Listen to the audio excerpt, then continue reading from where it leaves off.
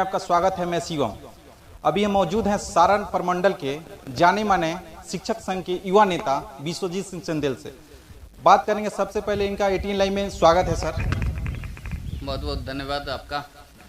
Sir, एक जो कल ऐलान हुआ है बिहार के मुख्यमंत्री श्री नीतीश कुमार के द्वारा शिक्षक सेवानिवृत्ति कुछ बढ़ोतरी की गई है। आज तो आपके द्वारा मिठाइयाँ बंटनी चाहिए, आप एक युवा नेता हैं, उसको लेके मिठाई किस चीज़ के लिए बंटना चाहिए? क्या 2015 में इतने विद्वान पदाधिकारियों के द्वारा क्या इसी उम्मीद में शिक्षक निर्भर कर रहे थे कि ये चाइनीज सेवा शर्त आए? ये चाइनीज सेवा शर्त के लिए हम लोगों ने आंदोलन नहीं किया था। ये आपको 2020 में जो आंदोलन चले, 2020 में 78 शिक्षकों ने अपनी आहुति दी। अभी तक के इतिहास में शिक्षक आंदोलन का सबसे बड़ा इतिहास, बहुत बड़ा इतिहास रहा कि 78 शिक्षकों ने आंदोलन के समय 78 जाने चले गए। 78 शिक्षकों के मृत्यु पर क्या यह चाइनीज सेवा शर्त के लिए आंदोलन हुए थे? सरकार को यह मालूम नहीं था कि किसके लिए आंदोलन चल रहे थे? आंदोलन चलाए गए रहे थे पुराना सेवा शर्त लागू करने के लिए। आंदोलन चलाए जा रहे थे आपको संपूर्ण वेतनमान के लिए। हुआ क्या? आप कहते हैं स्वदेशी स्वदेशी स्वदेशी, और वेतनमान भी चाइनीज और सेवा शर्त भी चाइनीज। ये दोनों कैसे चलेगा? आने वाले समय में सरकार को तो हम लोग बतलाएंगे ही, क्योंकि हम इस युग के चाणक्य हैं और चाणक्य निर्धारण करते हैं कि सत्ता में कौन बैठेगा और सत्ता के बाहर कौन रहेगा। हम लोग इस बार निर्धारण करेंगे। जिस तरह से चाइनीज सेवा शर्त और चाइनीज वेतनमान पर पीठ थपथपाया जा रहा है। और सरकार से एक और बात है, सरकार से हम लोग बहुत ज़्यादा दुखित नहीं हैं कि सरकार ने ये किया, सरकार ने वो किया। हम दुखित उससे हैं जो मेरा कोतवाल है वही दलाल है। मेरा कोतवाल ही दलाल निकल गया, मेरा शीर्ष नेतृत्व ही दलाल निकल गया। इसलिए बहुत ज़्यादा सरकार से उम्मीद नहीं है। सरकार का समय जैसा होगा वैसा हम लोग निर्धारण करेंगे।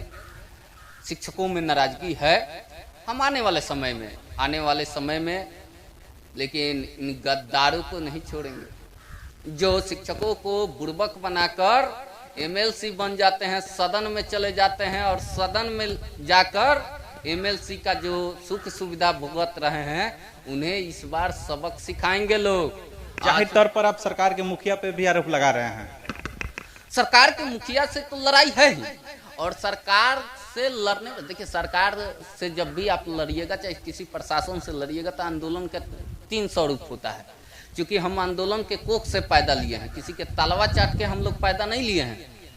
पढ़े हैं लेकिन आंदोलन के कोख से पैदा लिए हैं, और आंदोलन के कोख से पैदा हुए लोग जानते हैं कि आंदोलन का नतीजा क्या निकलना चाहिए।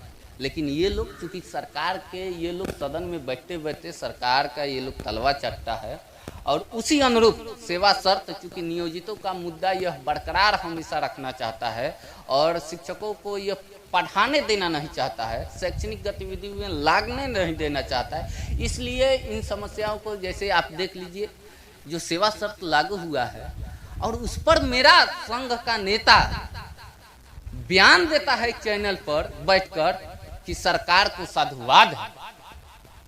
क्या ऐसा नेतृत्व करता होना चाहिए? इससे स्पष्ट संकेत होता है कि सरकार से मेरा शीर्ष नेतृत्व बेच गया है। तो ठीक है, गद्दारों का कैसा उपाय किया जाता है, गद्दारों के साथ क्या किया जाता है, वो हम लोग जानते हैं। और साथ ही साथ एक बात और आपको बतला देना चाहते हैं।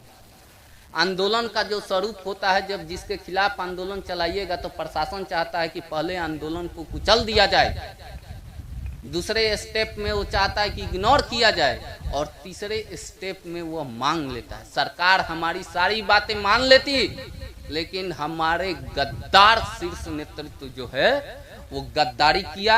और कुछ दिन पहले का आप देख लीजिए बयान, आपको जो पत्र दिया गया है शिक्षा विभाग को, हूबहू वही सेवा शर्त लागू कर दिया। तो मेरा शीर्ष नेतृत्व कोतवाल ही दलाल हो गया तो हमें कुछ कहना ही नहीं।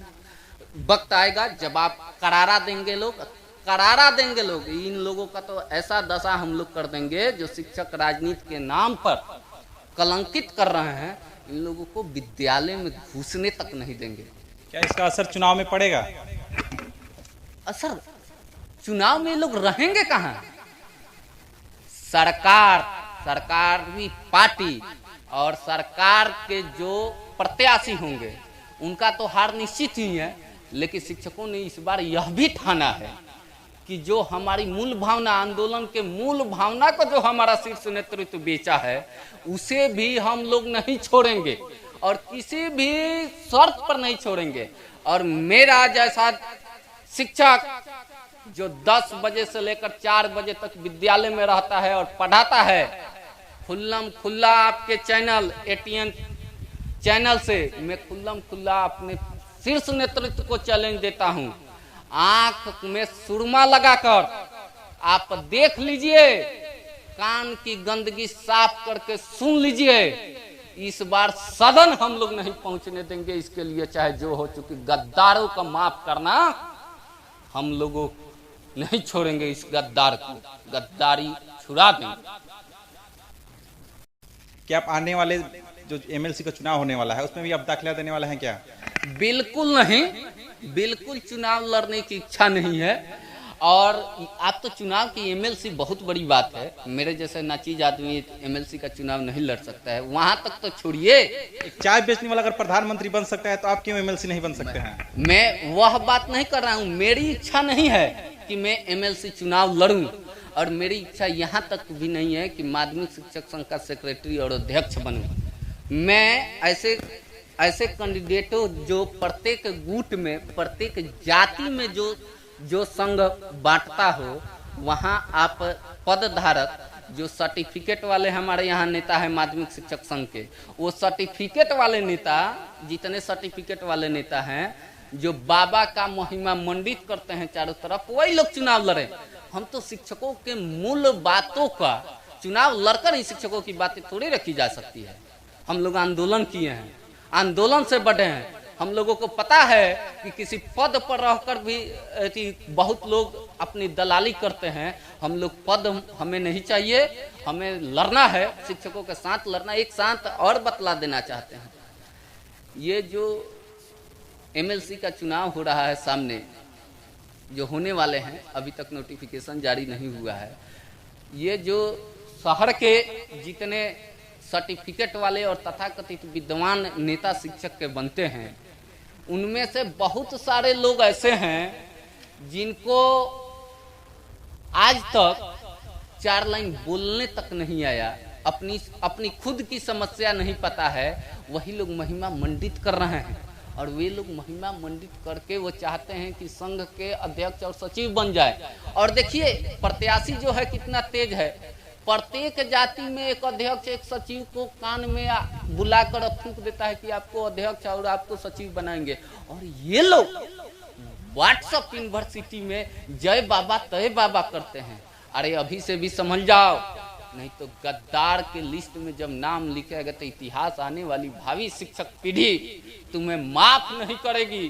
तुम्हें इस कृत्य के लिए तुम्हारे बाल बच्चे भी माफ नहीं करेंगे। अभी से भी समझ जाओ, शिक्षकों का साथ दो। और साथ ही साथ एक बात और आपको बतला देना चाहता हूँ, यह सब कुछ होने वाला नहीं है। आम शिक्षक जो मेरा जैसा शिक्षक है जो पढ़ाता है क्लास में, उससे जाके पूछिएगा, सरकार से जितनी नाराजगी है उससे ज्यादा दुगुना अपने शीर्ष नेतृत्व से नाराजगी है।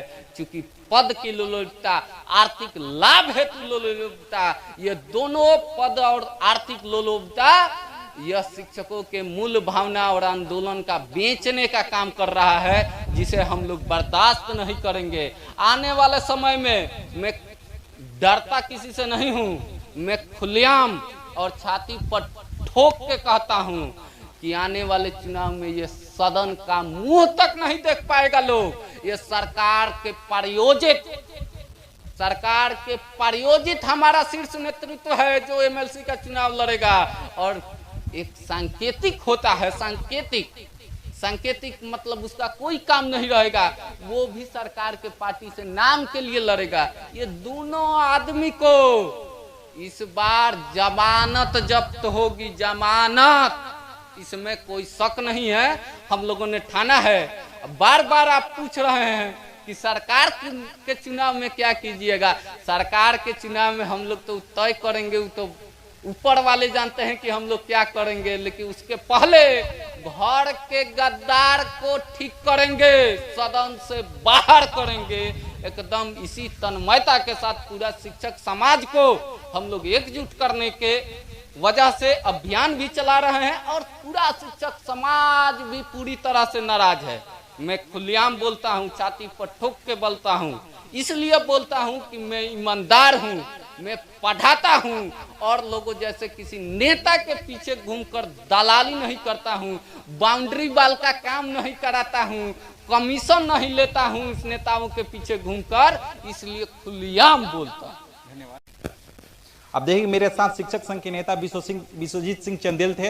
इनका कहना है कि आने वाले वक्त में सरकार का जवाब जरूर देंगे, क्योंकि जिस प्रकार ये शिक्षक से लॉलीपॉप के खेल खेल रहे हैं, इसका एकदम चुनाव में आने में इसका जरूर हम लोग अपनी बात रखेंगे। 18 लाइव से सीएम के साथ बंटी की रिपोर्ट।